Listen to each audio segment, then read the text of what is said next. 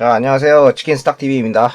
오늘은 이제 버핏 레시피 두 번째 시간 85%의 그레이엄 말고 나머지 15%를 살펴볼 시간입니다. 자, 버핏을 만들려면 그레이엄 85% 그리고 피셔 15%가 필요했습니다. 필립 피셔에 대해서 알아봐야 되는데요. 필립 아서 피셔 1907년부터 2004년까지 하셨던 분이고, 이 피셔, 낚시꾼 할 때 그 피셔입니다. 스탠퍼드 경영대학원을 자퇴하고 취업해서 이제 1931년도에 이제 투자를 시작해서 99년까지 운영을 했습니다. 대표적인 이제 성장주 투자자로 알려져 있고, 피셔 같은 경우에 이제 15%가 어떤 영향을 줬냐면 벤저민 그레이엄과 다른 어떤 질적인 영역이고, 그렇게 잘 고른 주식을 이제 집중 투자, 장기 투자하는 방법을 선택했습니다. 이분은 이제 성장주 투자를 하는 분이기 때문에 잘 고른 녀석은 장기적으로 성장을 하면서 괄목할 만한 보답을 한다. 이게 피셔의 기본 철학입니다. 실제로 이제 1955년에 이제 모토로라라는 회사를 투자했었고요. 여기 죽을 때까지 보유했는데 26만 프로, 그러니까 22,600배 수익이 났습니다. 그리고 텍사스 인스트루먼트 같은 경우도 이제 수십 년 동안 투자하고 뭐 이런 분입니다. 종목이 몇 개 되지는 않는다고 해요. 필립 피셔의 이제 질적 분석의 디테일과 철학을 다 넣어자면 정말 몇 시간을 이야기해도 부족할 정도로 깊이가 있는 이야기라서 사실은 책을 꼭 보시는 것을 추천드립니다. 피셔의 책은 원래 영어로 3권이 출판되어 있는데 합쳐서 이렇게 2권이 국내에 나와 있습니다. 위대한 기업의 투자, 그리고 보수적인 투자는 마음이 편하다. 이렇게 2권이 나와 있습니다. 둘 다 일단 뭐 책은 번역은 정말 마음에 안 드는데, 왜냐면 제목 자체가 common stock, 평범한 주식, uncommon profit, 평범하지 않은 수익, 뭐 이런 뜻이고, 일단 sleep well, 잠을 잘 잔다죠. 근데 이게 그 영어의 그 위트의 느낌이 전달이 잘 안 되긴 해요, 제목에서. 근데 뭐 내용은 번역이 잘 돼 있습니다. 이 책은 일단 국내 일반 양장서들하고 다르게 크기도 적당하고 이제 가볍기 때문에 저도 가지고 다니면서 평소에 정말 많이 보는 책 중에 하나입니다. 자, 피셔는 이제 정량적 분석으로 대표되는 이제 재무 분석만으로는 기업 분석을 할 수 없다는 쪽이죠. 재무 분석이나 이제 과거의 통계에 너무 의존하지 마라. 그래서 이분은 질적 분석, 어떤 비정형적인 거, 자기 해석을 하고 그 해석으로 당연히 이제 사실을 수집해서 해석을 하는 거죠. 그래서 투자를 한다. 질적 분석이라는 것은 이제 회사가 결국 이제 숫자로 결정이 되긴 하지만, 숫자는 이제 어떤 성적표고, 사실은 이거는 조직의 결과물이잖아요. 이 조직이라는 것은 어떤 이제 사람들의 집합이고, 사람에는 이제 실무자도 있고 어떤 최고 경영자도 있겠죠. 이들의 역량 같은 것이 되게 중요하다라는 거죠. 또 재무지표 단에서는 이제 만약에 숫자만 보고 의사결정을 하면은 가령 분식회계까지 나오면은 이제 날아가고, 뭐 정상적인 회사라고 하더라도 조직에서 어떤 인재가 한 명이 이제 퇴사한다 그러면은 이 사람이 역량이 정말 절대적이었다고 치면 이 결과표도 바뀌겠죠. 그래서 이럴 때 그 회사가 변동이 큰 건가, 아니면 이제 대응이 될 수 있는 건가, 이런 걸로도 생각을 해볼 수가 있고요.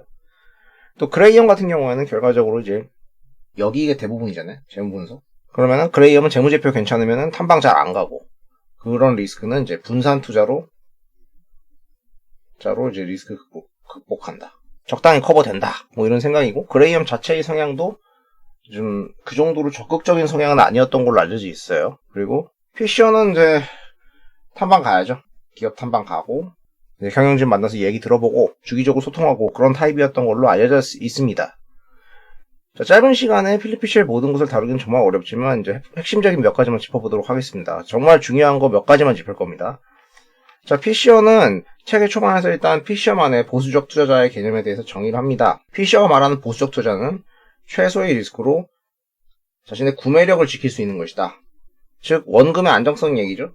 그리고 두 번째는 보수적 투자라는 개념, 이 개념을 알고 있고 자기가 의사결정한 어떤 이유가 사실에 근거해서 판단할 때 검증이 되느냐를 기반으로 행동을 합니다. 어떻게 보면 그레이엄하고 되게 비슷한 이야기죠. 피셔가 성장주 투자니까 막 성장할 것 같은 거에 공격적으로 막 투자하고 이런 거 아닙니다. 피셔도 안정성, 그리고 사실의 근거, 본질적인 거는 크게 다르지 않겠죠. 다만 피셔가 말하고자 하는 사실이라는 것은 너무 정량적이지는 않다라는 것이 차이점입니다. 그러니까 이거를 정말 구체적으로 실적을 구하는 게 의미가 있냐고까지 얘기를 해요. 어차피 틀릴 거. 그러니까 밸류에이션 같은 경우도 보긴 보는데 어떤 싼 거에 대해서 집착을 안 하죠. 조금 더 읽어드리겠습니다. 우리의 실제 능력보다 훨씬 더 정확하게 미래의 순이익을 계산하려는 데서 문제가 발생한다. 어떠한 투자자도 기껏해야 통상적으로 쓰는 수학적 범위 내에서 전년도와 비슷하다. 혹은 약간 증가, 상당히 증가, 대폭 증가라는 식으로밖에 판단할 수 없다. 실제로는 기업의 경영자조차 정확한 기업의 순이익을 예상하지 못한다. 투자자들이나 경영진이나 향후 몇 년 동안 상당히 증가할 것인지 여부를 계략적으로 판단한다. 하지만 얼마나 증가할지, 정확히 언제 증가할지는 다양한 변수들로 인해 겨우 근사치만을 짐작할 수 있을 뿐이다 라는 거죠. 그래서 어차피 정확히 짚어낼 수 없는 거니까 대신에 이제 회사의 어떤 사업적인 구조적인 강점 요소나 그 인적인 요소들 같은 지표들을 정말 자세하게 파악하려고 합니다. 피셔가 밝힌 여러 이제 점검 사항이 있는데 대표적으로 알려진 성장적 15가지 점검 사항을 적어봤습니다. 너무 많으니까 포인트만 짚을게요. 향후 몇 년간 매출을 발생시키는 제품이 있냐, 기존의 제품이 어려워졌을 때 이제 신제품이 나오냐, 혹은 연구개발은 규모 대비 적당하고 생산적인가, 그리고 영업조직이 괜찮은가, 영업이익률이 괜찮은가, 영업이익률이 개선될 수 있는가, 노사관계가 괜찮은가, 임원들 관계가 괜찮은가, 경영진이 두터운가, 원가의 문제점을 잘 파악하거나 회계관리를 잘 할 수 있는가, 혹은 해당 업종에서 아주 특별한 경쟁사 대비 뛰어난 뭔가 힌트를 얻을 수 있는 부서가 있는가, 이익을 단기적으로 보냐 장기적으로 보느냐, 주주의 이익을 희석시키지 않을 그런 회사인가, 그리고 경영진이 자기 필요할 때만 소통하는 회사냐, 그리고 말하는 게 되게 진실되고 행동하는 게 진실된가, 이런 요소들을 봤습니다. 이런 것들을 일반 투자자들이 다 알아낼 수는 없겠지만 어떤 지표들은 이제 조사를 통해서 알아낼 수 있죠. 그 과정에서도 회사가 운이 있어서 능력이 있는 것처럼 보이는 회사냐, 아니면 능력이 있는데 운도 따르는 회사냐, 이런 것도 이제 차이점을 알 수 있고요.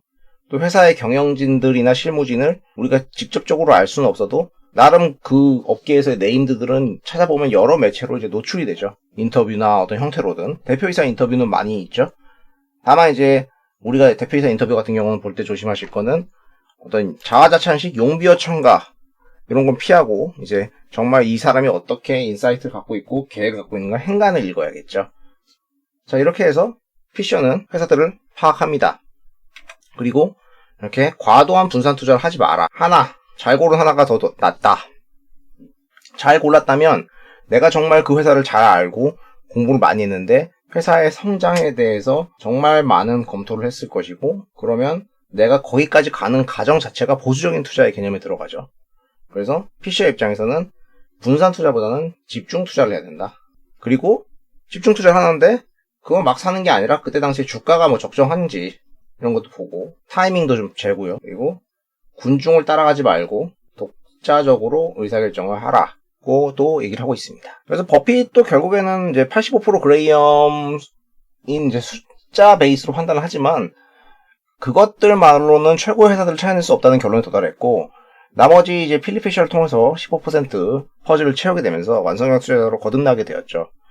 버핏이 말했던 이제 회사의 경제적 해자, 수익성을 방어할 수 있는 구조 같은 것들, 그리고 경영자, 훌륭한 경영자 얘기는 워낙 많이 했고, 그가 실제로 하고 있는 좋은 회사에 장기 투자한다 라는 개념도 피셔한테서 영향을 받은 걸로 보이죠. 자, 그래서 피셔는 이렇게 투자를 해왔고 수익을 많이 냈습니다. 근데 피셔의 아들이 이제 셋이 있었는데, 셋째인 이제 켄 피셔라는 분만 아버지의 뜻을 이어받아서 투자를 이어가서 성공을 했습니다. 켄 피셔는 지금도 활동하고 있는 투자자고요. 이 포브스지의 이제 거부 리스트에도 들어가는 분입니다. 국내에서는 이제 좀 현지 대비 시차를 두고 이제 나오긴 하는데 책을 많이 썼어요. 그래서 이분 책이 아버지랑 또 다른 의미로 투자 아이디어 측면에서 되게 좋고 시사하는 바가 있습니다. 나중에 한번 살펴볼 텐데 국내에 번역이 잘 돼서 들어오니까 읽어보시는 걸 추천드리겠습니다. 필립 피셔는 투자의 규모가 크든 작든 이런 것에 집착하지 않는 모든 투자자에게 자신의 철학을 바친다고 얘기했습니다. 여러분들도 이제 필립 피셔를 통해서 뭔가를 꼭 얻어가실 수 있었으면 좋겠습니다. 오늘은 이제 버핏의 나머지 15%를 구성하고 있는 필립 피셔에 대해서 알아봤고요. 시청해주셔서 감사합니다.